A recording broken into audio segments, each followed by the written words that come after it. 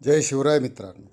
पुणे जिल्ह्यात लोणावळ्याजवळ असलेली हीच ती कार्ला लेणी आणि भारतीय संस्कृतीचा आत्मा म्हटलं तर वावगं ठरणार नाही. काळ्या खडकात कोरलेल्या हा 16 बौद्ध लेण्यांचा समूह म्हणजे भारतीय वास्तुकला आणि शिल्पकलेचा अप्रतिम नमुना आहे.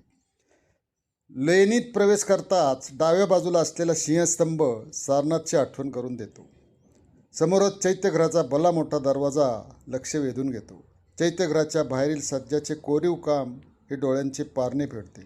सज्जाच्या दोन्ही बाजूला 3-3 हत्तींची शिल्पे कोरण्यात आली असून तेथून वरपर्यंत केलेले सुंदर कोरीव काम आणि नक्षीकाम नजर खिळवून ठेवते.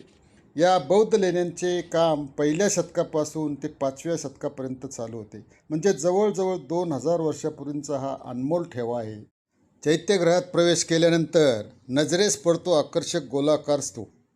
प्रार्थना करण्यासाठी या चैत्यगृहाची निर्मिती केली होती. दक्षिण आशियात असणाऱ्या चैत्यगृहात सर्वात मोठा चैत्यगृह म्हणून याची नोंद होते. याची उंची 46 फूट उंच आणि लांबी सुमारे 148 फूट आहे. चैत्यगृहात एकूण 30 खांब आहेत आणि प्रत्येक खांबावर 2 हत्तीच्या मूर्ती कोरण्यात आल्या असून त्यावर 4 शिल्पे कोरण्यात आली आहेत. चैत्यगृहातील सगळ्यात लक्षवेधी काम म्हणजे चैत्यगृहात लाकडांचा वापर करून जे डिझाईन बनवले ते घोड्यांच्या नालाच्या आकाराचे असलेले डिझाईन अप्रतिम असे डिझाईन आहे. त्याला दिलेला जोड अगदी बेजोड आहे. हे सर्व काम म्हणजे आजच्या आधुनिक युगाला पुरातन युगाने दिलेले आव्हान आहे.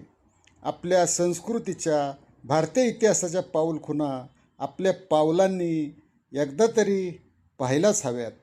धन्यवाद मित्रांनो.